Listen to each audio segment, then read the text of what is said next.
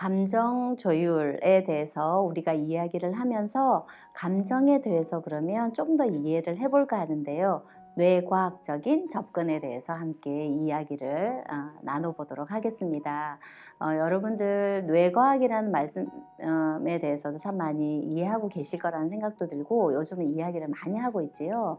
어, 그 뇌에 대해서 이야기를 할 때 가장 쉽게 삼중뇌 혹시 세 가지 뇌라고 하는 것에 대해서 이야기를 들어보셨나요? 우리 감정에 대한 이야기를 할 때 여러분들이 가장 쉽게 이해할 수 있는 방법이어서 이 이론을 여러분과 함께 이야기를 나누려고 합니다. 뇌과학적인 접근은 어느 날부터 우리 주변에서 참 많이 다가오게 된 것 같아요. 세 가지 뇌, 1층, 2층, 3층 이렇게 설명하는 분들도 계시고요. 이렇게 손으로 표현하는 학자들도 있어요. 그래서 이 부분은 뇌간, 그리고 여기 안에 있는 건 대뇌변연계, 그리고 바깥을 싸고 있는 대뇌피질, 이렇게 세 가지를 이야기를 하는데, 이렇게 뇌간은 파충류의 뇌라고 이야기를 하고, 중간에 있는 감싸고 있는 이쪽은 대뇌변연계는 포유류의 뇌 이렇게 이야기를 하고, 대뇌 피질, 인간의 뇌 이렇게 얘기를 합니다. 것들에 대해서 여러분들이 좀 아시고 나면 기능에 대해서 우리가 살펴보려고 하는데요. 파충류의 뇌, 우리가 만약에 뱀을 한번 생각을 해볼까요? 흔히 파충류 하면 뱀이 생각이 나니까요. 그 뇌에서는 호흡, 그리고 심장박동, 그리고 체온, 균형 이런 역할들을 하게 된다고 생각하시면 되세요. 뇌간에서는. 그래서 위협에 대해서 느낄 때 심장박동이 빨라진다거나 아니면 체온의 변화가 온몸이 싸늘해지는 것 같이 느낀다거나 이렇게 체온의 변화가 있다거나 하는 것들을 호흡이 거칠어지거나 하는 것을 느끼게 되죠. 그래서 이 파충류의 뇌인 이 뇌간에서는 우리가 위협을 당했을 때 표현될 수 있는 것들, 심장박동, 호흡, 그리고 이렇게 꼴딱 삼키기, 그리고 체온, 균형 이런 것들이 이제 파충류에 대해서 관장을 한다라고 이해를 하시면 될 것 같고요. 우리가 상담을 통해서나 아니면 아이들의 감정을 이해할 때 또 많이 이해하게 되는 부분이 대뇌변연계라는 것입니다. 이렇게 뇌간 중간에 이렇게 대뇌 피질이 싸고 있는 부분이라고 이야기를 했는데요. 이곳에서는 어떤 역할을 할까? 포유류의 뇌라고 이야기를 했는데 사랑하고 미워하고 또 기억하는 역할이다라고 이야기를 하고 있습니다. 이곳에는 해마와 편도체라는 것이 있어요. 근데 해마 많이 들어본 거죠. 이 해마에서는 우리가 기억하는 일을 할 수 있는데 해마에서 기억하는 일들은 자초지종 이렇게 스토리로 잘 이야기할 수 있는 기억들이다라고 이야기를 하면 되겠습니다. 그러면 우리의 기억은 해마를 통해서만 기억을 할까? 기억은 또한 조금 전에 제가 말씀드린 해마와 편도체가 있는 이 대뇌 변연계라고 말씀드린 이곳에서는 해마뿐 아니라 편도체를 통해서도 우리가 기억을 하게 되는데요.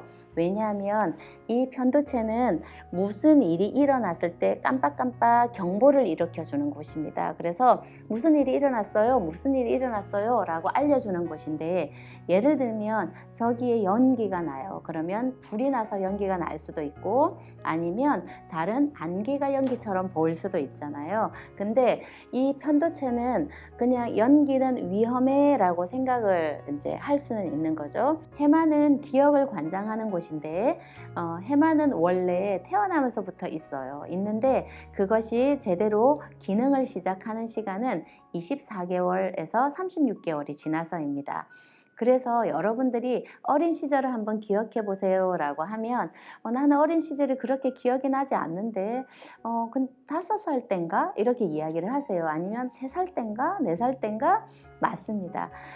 우리 그 해마는 그때까지 기억 능력, 그 기능을 하지 않기 때문에 그 이전의 것들을 우리가 다 기억할 수는 없다는 거죠. 그래서 우리가 만 24개월 또는 36개월 이후의 것들을 우리가 기억하는 것이 이 해마에서 기억하는 것입니다. 그래서 여러분들이 어린 시절의 기억이 그 이후에 날 수 있다라고 이해를 하시면 되겠습니다. 우리 몸에서 편도체는 신호를 주는 경보음을 울려주는 곳입니다. 그래서 생존의 위험이 감지가 될 때 그것을 감지하고 몸과 뇌에 신호를 보내요. 무슨 일이 일어났어요? 무슨 일이 일어났어요? 라고 신호를 보내는 곳이 편도체라는 곳입니다. 그래서 이 편도체에서도 기억을 하게 되죠.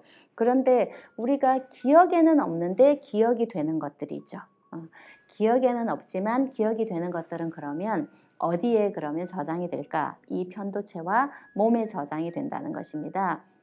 그래서 기억엔 나진 않지만 뭔가 몸이 불편해한다거나 내가 깜짝 놀란다거나 하는 것들을 우리가 표현하게 되는데 강한 정서를 동반한 그때 편안하지가 않고 강한 정서가 동반되는 그런 기억들을 하게 되는 것이 이 편도체와 몸이라는 것입니다.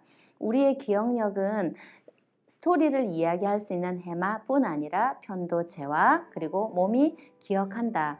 그러면 대부분 공황장애나 또 호흡 곤란이 오거나 하는 몸으로 무언가 깜짝 놀라거나 평소에 놀라지도 않을 것들인데 놀라게 되는 것들은 대부분 어디에서 나타나는 반응들일까요?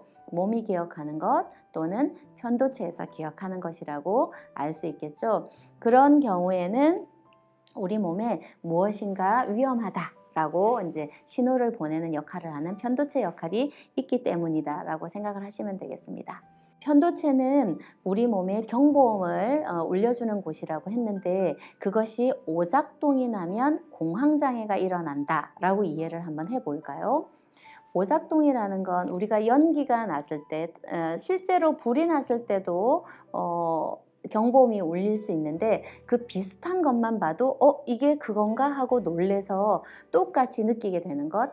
예를 들면 어떤 사람에게 큰 해를 입었어요. 그게 뭐 성폭행이 될 수도 있고 아니면 어떤 범죄가 될 수도 있고 그랬던 사람이 그 사람이 아닌데도 불구하고 그 티셔츠하고 비슷한 옷을 입은 사람을 봤어요.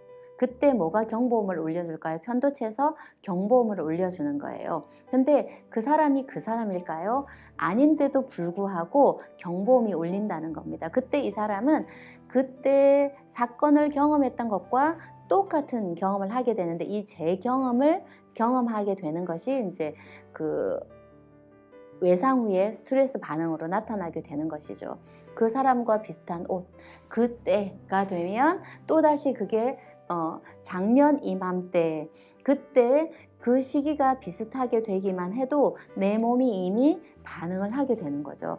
3월, 4월, 나에게 3월은 근데 3월만 되면 자꾸 악몽을 꾸게 된다거나 그때의 것들이 떠오르게 된다거나 이런 플래시백을 경험하거나 악몽을 꾸게 되거나 죽을 것 같이 느끼게 된다거나 했던 그 상황들을 재경험하게 되는 것이 이 편도체를 통해서 나타나게 돼서 사실은 이런 재경험들은 우리의 호흡 곤란이나 이런 1차적인 아까 뇌간에서 할 수 있는 그런 심장 박동이나 호흡이나 이런 것들을 제재로 조절할 수가 없게 되게 되는 것입니다. 그래서 감정 조절뿐 아니라 우리 몸에까지 영향을 미치게 되는 것이죠. 그 다음 인간의 뇌에서는 그러면 어떤 일을 할까요? 대뇌 피질은 껍데기예요. 우리 머리를 싸고 있는 껍데기인데 1.5mm에서 4.5mm까지 그 깊이가 된대요. 이렇게 꼬불꼬불하게 있어서 가장 얕은 부위는 1.5mm 정도, 조금 더 깊은 부위는 4.5mm 정도가 된다고 하는데 그 피질 안에서 우리가 할 수 있는 것들이 어떤 것이 있을까? 이성과 사고를 관장하고 있습니다. 그래서 이성적으로 생각하고 또 생각한 후에 행동하고 이렇게 생각하면 앞쪽에 있는 이 머리를 우리가 전두엽이라고 이야기를 하는데요. 그 전두엽 중에서 제일 앞쪽 여기가 전전두엽이라고 하는데 인간의 뇌에서 이 전전두엽에서는 규칙 그리고 계획하기 판단하기 이런 일들이 일어나요. 미국에서는 그 보험료 정산을 할 때 25세 기준으로 보험료를 정산한다고 하는데 25세는 전 전두엽의 발달이 가장 이제 거의 다 발달했을 시기예요. 왜냐 그때 되면 판단하고 또 규칙을 따르고 계획을 세우는 것이 다 되기 때문에 25세 이후에 보험료를 내리는 것이다 이렇게 생각할 수도 있을 것 같은데 아마도 그때 이후에 운전을 한 사람들이 사고를 덜 내기도 했을 것 같아요. 그래서 여러 가지 뭐 뇌과학적인 접근인지 아니면 경험을 통한 접근인지는 모르겠지만 25세가 되면 보험료가 훅 줄어든다고 이야기를 해요. 전 전두엽은 돌쯤 12개월 정도에 발달하기 시작을 해서 25개월 정도에 이제 이렇게 거의 다 성숙을 하게 되는데 그때쯤이면 우리가 충분히 판단하고 계획을 잘 세울 수 있다. 여러분들은 그러신가요? 우리는 이 뇌과학에 대해서 알게 되면 스스로 자기를 조절하는 방법을 배울 수 있게 되는 것에 대해서 생각을 하게 됩니다. 우리는 감정 조절의 기원을 애착에서 찾아봤고 또 그리고 뇌과학을 통해서 또 이야기를 해보았습니다. 우리가 알고 싶었던 어튠 감정 조절은 부모 자녀와의 관계를 통해서 충분히 잘 이루어질 수 있고 그리고 뇌과학적으로 또 우리 몸에서 분명히 익혀져 있는 것이다. 그만큼 부모 자녀 관계가 중요하다. 여러분들이 이전에 나는 관계를 잘 못한 것 같고 나는 불안정 애착 정도는 맺어져 있는 것 같은데 어떡하지? 라는 생각이 드신다면 우리 자녀와 함께 33%에서 우리가 출발하기로 했죠. 그래서 33%에서 출발해서 이후에 좀 더 맞추어가는 그렇게 한다면 우리 아이들에게 상처가 되지 않고 자기 감정을 잘 조절할 수 있도록 그 기반을 마련해 주는 것이 부모 자녀의 역할이다 라고 이해를 하시면 되겠습니다. 부모 자녀 관계를 통해서 감정 조절을 배울 수 있고 우리 아이들이 건강하게 잘 자랄 수 있도록 하는 데 도움이 되는 강의였기를 바랍니다.